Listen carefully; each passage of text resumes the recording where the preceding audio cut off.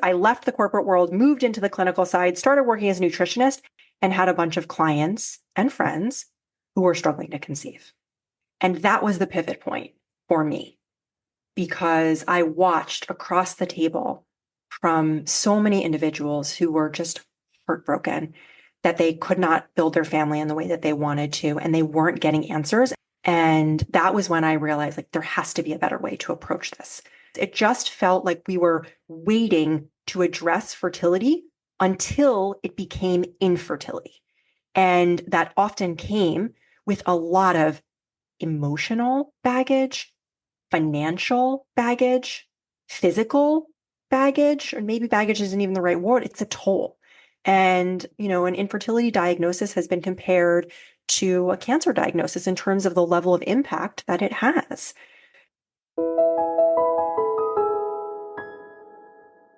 Welcome to Linda's Corner, where we bring more hope, healing, and happiness to the world. My name is Linda Bjork, and today we're going to be talking about fertility and preconception health. I'm delighted to welcome Alexandria DeVito. Alexandria is a functional nutritionist, best-selling author, and the founder and CEO of Poplin, the first pre-pregnancy wellness company of its kind. You can reach Alexandria at her website, 9monthsisnotenough.com, and I'll include that link in the show notes. Welcome, Alexandria. I'm so glad that you could join with me today. Oh, thank you for that warm welcome. And I'm so excited to be here with you. I am so excited. I love what I do because I get to meet such interesting people and we get to talk about important things. And I would love to get to know you a little bit better. As I'm reading through some of your bio, I am intrigued. You are a little bit of an enigma where you're complex, and I see the pieces of your background, and I think, I wonder if there's a story behind this. So, Mm. for example, when you hear, okay, she has an MBA from Harvard Business School, that kind of puts a mental picture out of, okay, this is probably what Alexandria is like. And then you find out, oh, but she's trained as a doula. And maybe not everybody knows what that is, but it's a non-medical professional who helps a woman through the process of labor. And they're awesome. They're awesome. And then you're a yoga instructor, and you're a certified nutritionist, and you're a personal trainer. So with each of these things, if I only heard one of them, I would think, oh, Alexandria is probably like this. But when Mm. they're all together, it's like, who is Alexandria? Can you tell me how these all fit together and why you do what you do? I just feel like there's a story that needs to come out. Mm. What a question. So, I mean, I will try my best to tell the story, but sometimes it's a little bit easier to tell the story backwards than forwards, right? Because it starts to make sense when you can connect all the dots. But yeah, I mean, it's been an interesting journey for sure. I started my career on the corporate side, and so I was actually an investment banker in my first iteration of kind of the corporate world. And then I became a consultant. And when I was in consulting, I was working in the healthcare space. And that was what initially stoked the fire for my love of healthcare and health and wellness. And at some point, after working with large pharmaceutical companies and medical device companies, I felt like I wanted to switch from what I thought was a more reactive model of healthcare to a proactive one. And that was what started off this personal journey of getting certified in personal training and as a yoga teacher and starting to add more tools into my own toolkit. And the more I did, the more I just fell in love. And then I ultimately decided to go back to school because I knew I wanted to pull these modalities together in some way in healthcare. And so I went to get my MBA at Harvard. And I also felt like I needed more clinical experience and perspective. And that was the impetus to do my master's in nutrition. And so, not the most traditional move to do two master's degrees at the same time, but I felt that they were in service of this larger picture of how do I create a more holistically minded business around health? That was the intention. Then what happened next, I could not have foreseen, which is I finished both of those degrees. I left the corporate world, moved into the clinical side, started working as a nutritionist, and had a bunch of clients and friends who were struggling to conceive. And that was the pivot point for me because I watched across the table from so many individuals who were just heartbroken that they could not build their family in the way that they wanted to, and they weren't getting answers, and they were being ping-ponged between all of these different providers. And that was when I realized like there has to be a better way to approach this. And as someone who's relatively type A and likes a good plan and likes to be proactive about things, it just felt like we were waiting to address fertility until it became infertility. And that often came with a lot of emotional baggage, financial baggage, physical baggage, or maybe baggage isn't even the right word. It's a toll. And an infertility diagnosis has been compared to a cancer diagnosis in terms of the level of impact that it has. So, I just felt that there was an opportunity to have a new dialogue about, how do we prepare to get pregnant like we prepare for a wedding a year in advance with guidance, tools, and support. So then I started diving into the whole world of preconception and the fact that we have preconception guidelines and have had them for the last 40 years, but nobody knows about them and nobody's using them. And so, yeah, I got a little fired up, and that prompted a business and a book and, sharing with you here today. Oh my goodness, what a beautiful story. And isn't it fascinating that you were prepared each step along the way without at the beginning knowing what the end would be? And yet every piece fell into place so that when you had that vision of, oh, I see a need, I see a really big need where infertility is a really big problem. And I loved how you made that comparison between cancer diagnosis and infertility diagnosis. And they're similar and yet opposite. One says your life is about to end, and the other says you're not able to bring in a new life. They are life and death diagnoses. And that is extremely emotional. And I've had the honor of having other guests come and talk about the pain and the struggle of receiving that infertility diagnosis. So, how beautiful that you have taken it to the next level and said, okay, I see this problem. But beyond that, we can do something about this. And that makes all the difference, because the current practices that we have, as you mentioned, we have proactive and we have reactive, and we don't begin this process until we receive that heartbreaking news that you can't have a child, you can't conceive a child. And then if we try to do what's currently accepted practices, extremely expensive, extremely invasive, and not super effective. Mm-hmm. So I am excited to learn from you today of another way. Thank you for sharing all of that. I mean, you give me chills when you talk about some of these things because I think it's a lot of times diagnoses are just thrown around without a thought about the impact of them. And infertility, in addition to being a very weighty diagnosis, is also a symptom. It's not really a diagnosis. And what it means is simply that you have tried to conceive in a concerted way for a year if you are under the age of 35, or 6 months if you are over the age of 35, and you have not yet been successful. It does not say anything about your capacity to conceive. Right? And so I think we're missing the mark here because people are taking an infertility diagnosis to mean not fertile. And I don't blame them, because when you put in front of a word, it usually means not, right? Incompetent means not competent, right? And infertile suggests not fertile, but that's not true. What's usually happening is a case of subfertility or impaired fecundity, which sound like fancy words, but fertility exists on a spectrum. It is not a binary on-off switch. And so what we're usually seeing is that people may have impaired fertility for some reason or another, And oftentimes we can, if we dig deeper and go wider, we can usually figure out with some detective work what some of those fertility blockers are. And once we remove them, right, our bodies were designed to conceive, but our modern environment was not, right? So if we understand this, it gives, as you were saying, such a bigger message of hope than just this blanket diagnosis, which really is just time-based and again doesn't mean anything about your innate capacity to conceive.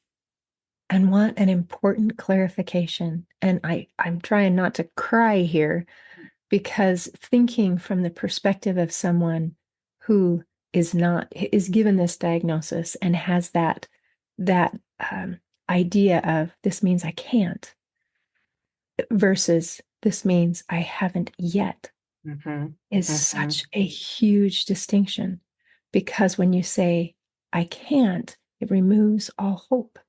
It's gone. And then you just have to cope. So I'm thrilled. I am thrilled that this doesn't mean what I have always assumed that it meant. And I think people who are listening who perhaps have struggled are probably thinking, oh my gosh, Alexandria, tell me more. What do I do? I've been trying. I'm not successful. What do I do? How do I Mm-hmm. find out what my problem is? The different blocks might be different for me as is someone else or someone else. How do I find out what's blocking my my infertility? Yeah. Okay. So I'm going to say a couple of things. I'm just taking some notes so I don't forget. So I think the first thing that I think is really important, in the spirit of dispelling other myths that are related to this, it's because they're stacked. The first is just to understand that age is one factor when it comes to fertility, but it is not the only and not even the primary factor when it comes to fertility.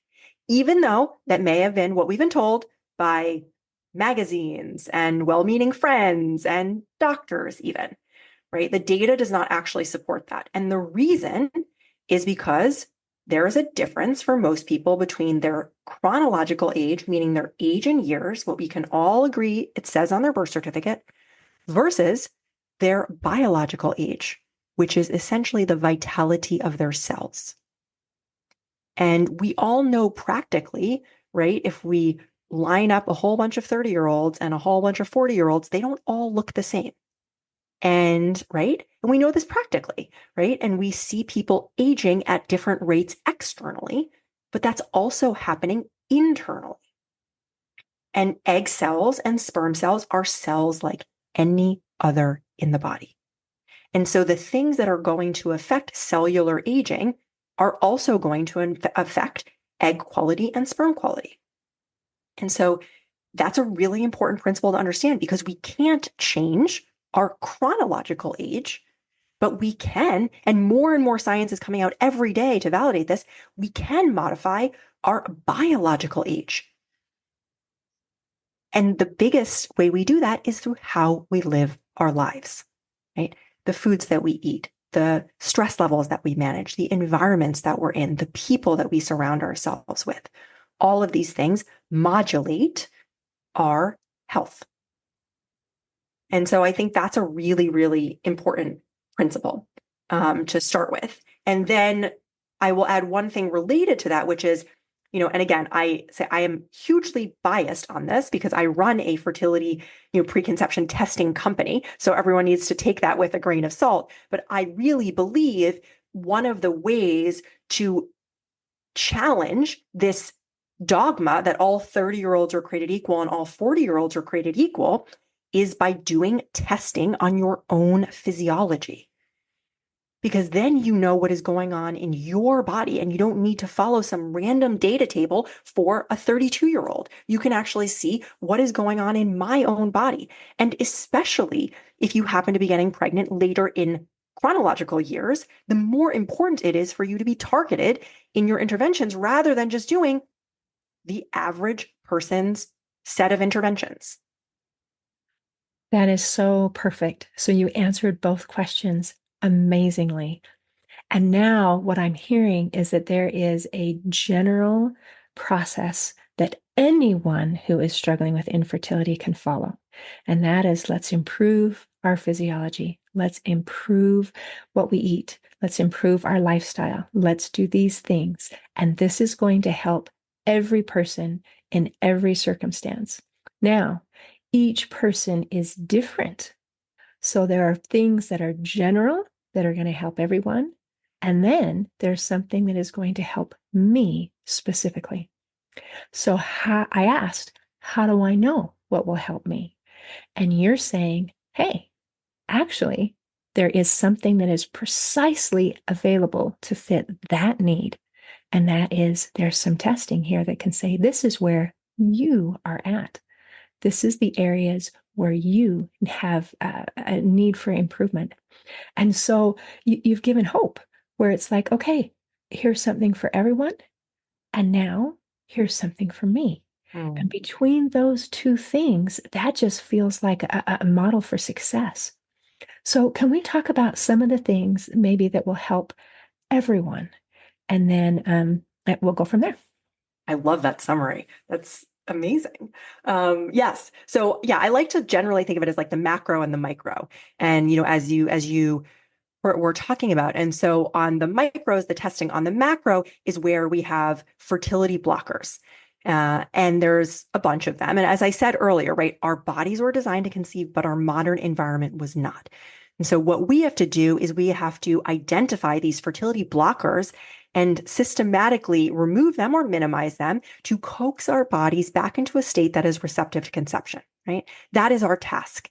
And just like our environment is obesogenic, meaning predisposing us to obesity if we don't take any corrective action, our environment is also infernalgenic, meaning predisposing us to fertility challenges if we do not take corrective action.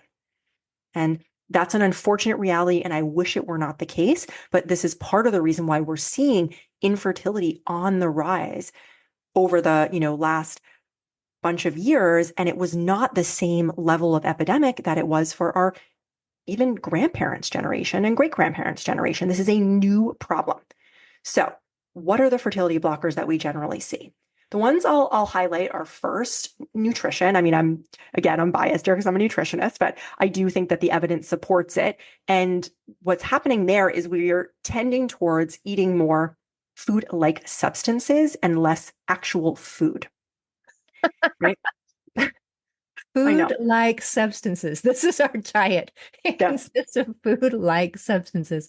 Wow, that sounds appetizing. Hmm. Hmm.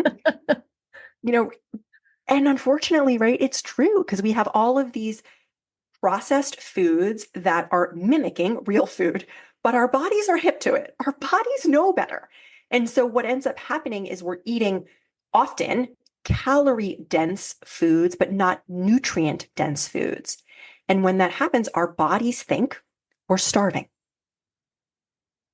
because practically speaking, they are. They're starving for nutrients. And so when we are starving for nutrients, our body thinks, if we just think adaptively for a second, it thinks we're in a famine. And when you're in a famine, your body says, actually, we're going to slow the train down. It's probably not a great time to reproduce right now. So we're going to down regulate reproductive function until there's abundance in the environment again.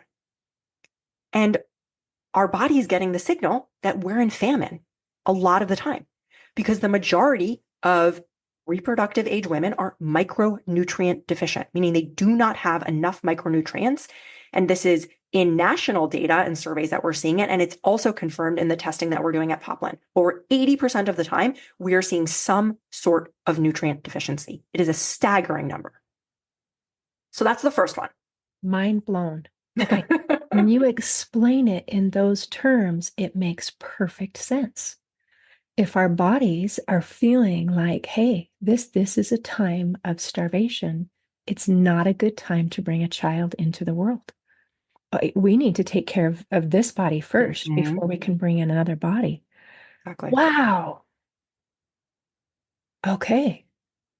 That is something I'm going to be chewing on for days. Okay. All right. So 80% of the people who come in have these micronutrient deficiencies. what are some things we can do to correct that? I mean, maybe we should start eating real food instead of stuff that looks like food. Anything That's a else? great start. And I know it sounds so simple, almost too simple to be true, or it's too simple to work, but that's not the case, right? You know, real food is the foundation of health and certainly the foundation of fertility. And you know, there are these sayings, you know, you are what you eat, but your child is also what you eat. And so this sets the stage for development of the fetus, development of the baby. And so, you know, these all have cascade effects. And so, yes, I think just starting with eating whole foods is great. Understanding also that just because you're eating a quote unquote pristine diet does not necessarily mean that you are digesting and assimilating those foods. And so, you know, that gets into probably one of the second factors is, you know, that certainly the quality of your food matters, but also the state in which you are consuming that food matters as well, right? If we're stressed while we're eating, which a lot of people are, they're eating on the go and or they're judging themselves for the food that they're putting in their mouth, right? That's a whole nother thing. Then we actually assimilate far fewer nutrients from that meal than we would if we were eating in a relaxed state, which Okay. that was mind-boggling to me when I first learned that. And isn't that amazing? So as you talk about this, it just pops into my head. We have in our bodies these beautiful, amazing systems, like our nervous system. And it takes care of things that we don't have to think about. I don't have to think about breathing. I don't have to think about digesting my food. I don't have to think about healing. I don't have to do any of these things. But it has these different branches where we have our, sometimes we call it rest and digest, Mm-hmm, which is mm-hmm, our parasympathetic, and the fight or flight, which is our sympathetic. What most people don't recognize is that they're both good and they both have a place. But when we are in that fight or flight mode, it's like our body's turbo mode. Like we say, hey, there's a bear, we got to run away, we got to get out of there. And it has like an extra boost of power, put some little air quotes in there. But where it gets that boost of power is by turning down or turning off other systems. So if I'm running from a bear right now, it is not important that I finish digesting that sandwich I ate. Right mm-hmm, now, I've got to escape and I can worry about digesting later. mm-hmm, That digestive system is one of the systems that it turns down or off.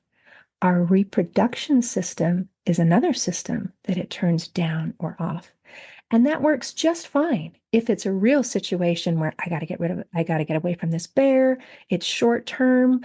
As soon as I'm mm-hmm, safe, we can turn it back on.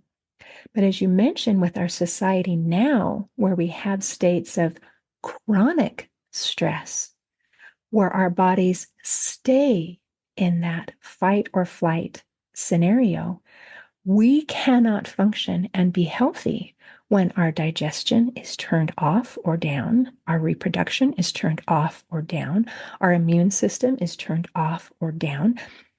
We can't function. So learning how to manage our stress, it makes differences in our physiology. mm-hmm. If we don't, maybe we're not able to conceive, or maybe we don't heal, or maybe it's just so amazing how things like you explain something that's huge and complex into simple terms and say, hey, our body thinks we're starving. And here it's, hey, our body thinks we've got to escape from a bear. It's not time to worry about those other things. So, just amazing. I love when things connect. So awesome, awesome, awesome. Yes, I mean, and I will just add one thing because I think what you just said is so important. And for listeners, I would really encourage them to listen to it a couple of times because it's so chock full with really important nuggets about our modern stress state and the difference between acute stress and chronic stress. And the thing I will just amplify based on what you just said is we talked about the state where our bodies think we're in famine. The stress state is the state where the body thinks we're at war, right? Which is, again, is another kind of macro system. And so if our body thinks we are at war, whether it's, you know, with animals or other people or our boss or our commute to work, right? our body again downregulates reproductive function. And the important thing here is you talked about all the systems that downregulate as well, which, is why we see a lot of the symptoms that we see accompanying fertility challenges. And the other interesting thing is that our stress hormones and our sex hormones are in the same biochemical pathway. And when our bodies will always prioritize survival over procreation, as you were saying. So what happens if we are consistently stressed out, our body diverts resources from making sex hormones to making stress hormones. So you literally do not have the raw materials to oftentimes get a cycle, never mind sustain a pregnancy. So that is why it is so important to understand how stress impacts our physiology.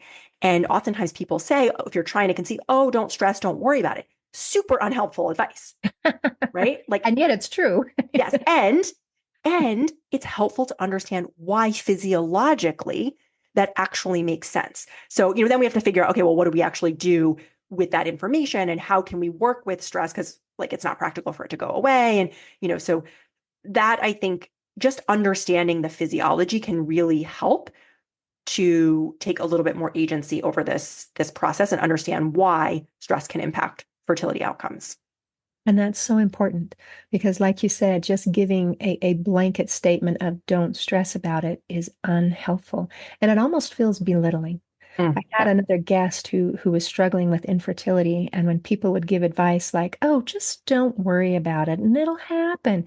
And she was just like, "Do you have any idea what I'm Mm-hmm. going through right now? Mm-hmm. You've just belittled everything."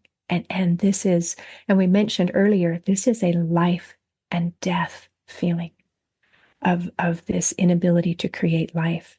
It is huge, it is deep, it is emotional, it is important. So when we talk about stress, please, any listeners, do not feel like we are belittling the situation. It is just understanding our bodies. And as you have brilliantly explained, our bodies feel like we're in famine and war. I mean, famine is reason enough not to bring in a new child. But if it's famine and war, no, no.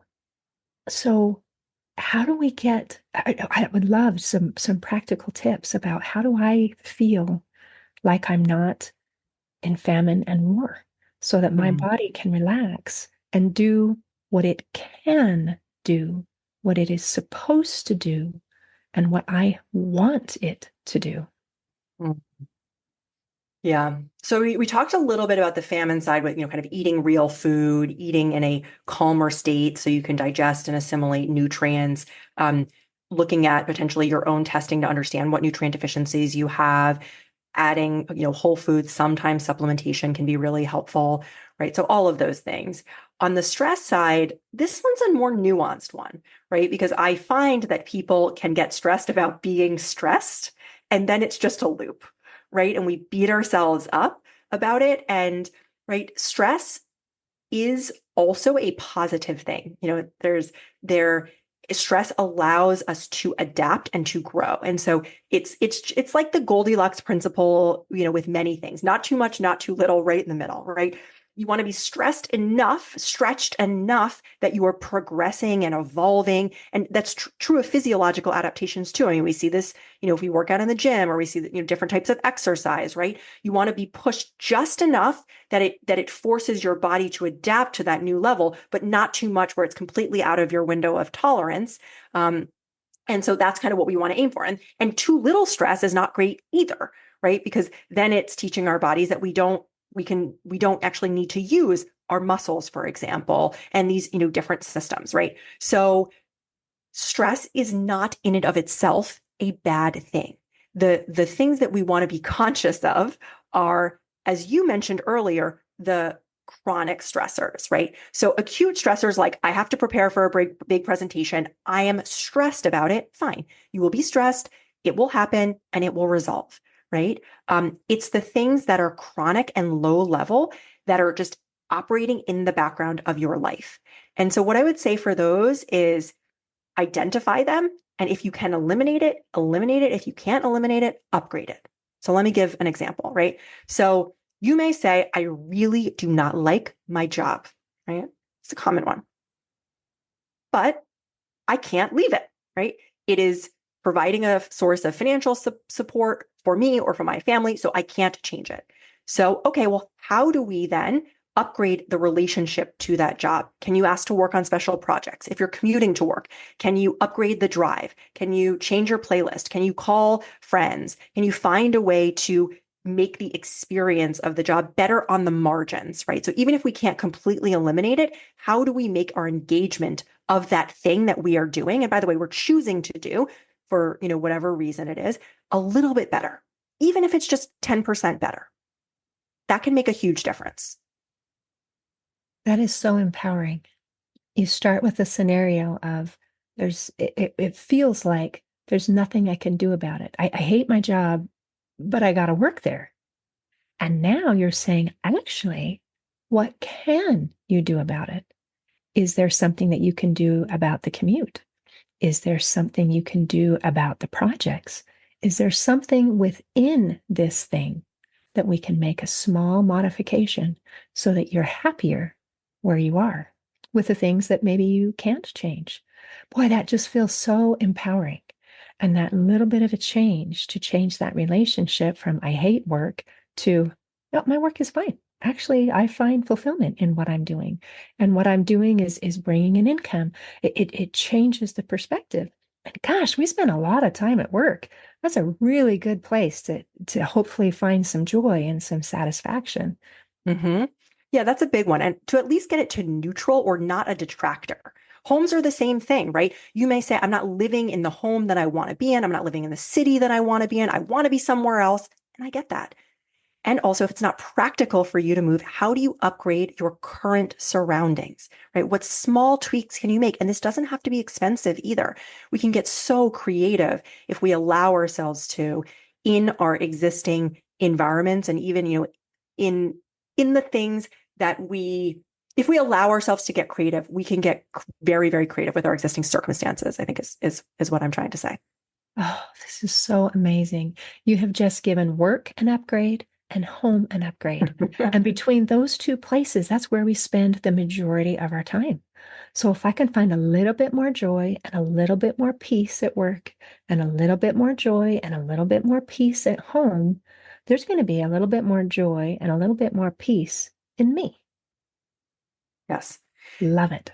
And then the last thing I will say is we oftentimes think about stress as psychological in nature. And that's what a lot of what we've been talking about. But it is also physiologic in nature, meaning, I've seen people who have ongoing mold exposures, and that is causing stress, unidentified infections that they weren't aware of that have been festering for years. So, I think it's important to understand what these psychological stressors are and manage those, and to take a look at potential physiologic stressors. Even marathon training can be a physiological stressor for people. And so just understanding that there are psychological and physiological components to stress. And so when you're doing your evaluation, thinking more holistically about them can be helpful as well. Oh, I love that. That gives a whole picture. And one of the things that's almost exciting about identifying one of these physiological stressors is it feels like, oh, I can do something about that. Mhm. Like if you find mold, well, let's get rid of it.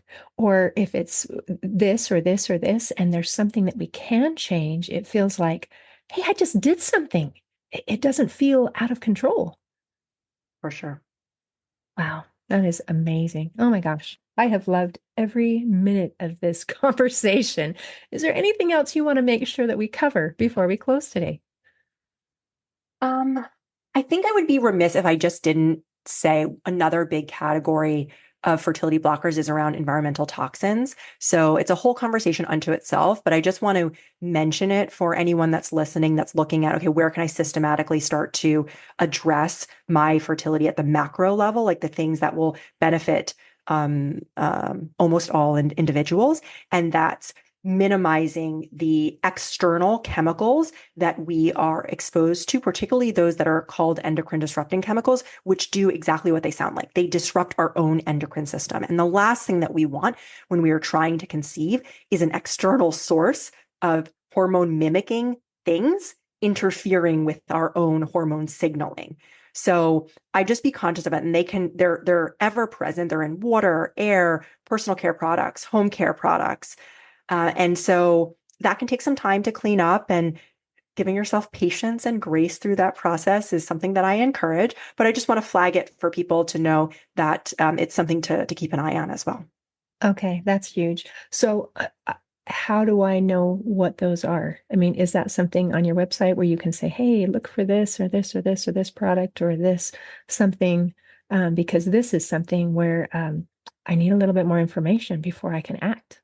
Yep. I mean, to So I do say, talk about it in the book. There's a whole chapter on it, and there are some more resources related to that. So if that's if someone's particularly interested in that, that could be a great resource to start with. And then, I also talk about resources where you can test your tap water and your local air quality. I mean, these are basic things that we can understand, and it's dependent on where you live. So you can just get data points of what's going on in your environment as well. And then, there's a bunch of resources potentially if you want to go down the route of water filters and air filters and swapping out personal care products.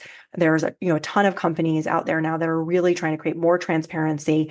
But clean doesn't always mean fertility friendly. So, you really do have to educate yourself and be thoughtful about the things that we're putting kind of on and in our bodies. So I would say that it's an area for more exploration, but totally doable if you give yourself some time and space to prioritize it and go oh, room by room. Um, thank you. No, I appreciate so much the clarification. So we're talking about things that we put in our body and things that we put on our body. So this gives me a place to start. And I love that you mentioned air and water. So these are things that are a huge part of our life, and we can drink clean water. That one is relatively easy. The air cleaning might take a little bit more effort, but this is a great place to start. And then you mentioned that you have in your book some more of the specifics. So that gives me some idea of what do I do next so that I can do something about it. So thank you so much for that. I appreciate it.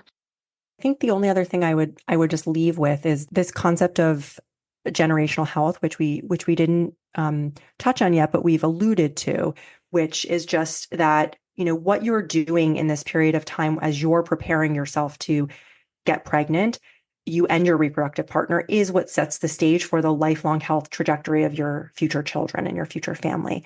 And so that's really important. So it's a time frame where it pays huge dividends, right? Because it's not only affecting your health, but the health of your future children. And this preconception period is a really, high bang for your buck period because of that. So I think it's just important to understand that you have so much agency over this period, and it's a gift that keeps on giving, and it's a beautiful legacy to be able to leave your children with, one of many legacies that you can leave. Oh, that's beautiful. So an excellent return on investment by paying attention to this time in that preparation stage. Oh, Alexandria, this has been amazing. Thank you so much for visiting with me today. Oh, thank you so much. It was such a pleasure to connect with you, and I really appreciate the questions and the journey that we took. Thank you. In closing, I'd like to share a quote by Jenny Finch. She said, "A miracle is really the only way to describe motherhood and giving birth." To any of our guests who are hoping to experience this miracle, we invite you to prepare yourself. See you next time on Linda's Corner. Thanks for listening. Please share and subscribe to help us reach new listeners. And if you'd like to heal your life from the inside out, there is a free video series at hopeforhealingfoundation.org. Just click on the free stuff tab. I also invite you to grab a copy of one of my books, like Crushed, A Journey Through Depression, and You Got This, an action plan to calm fear, anxiety, worry, and stress. See you next time on Linda's Corner.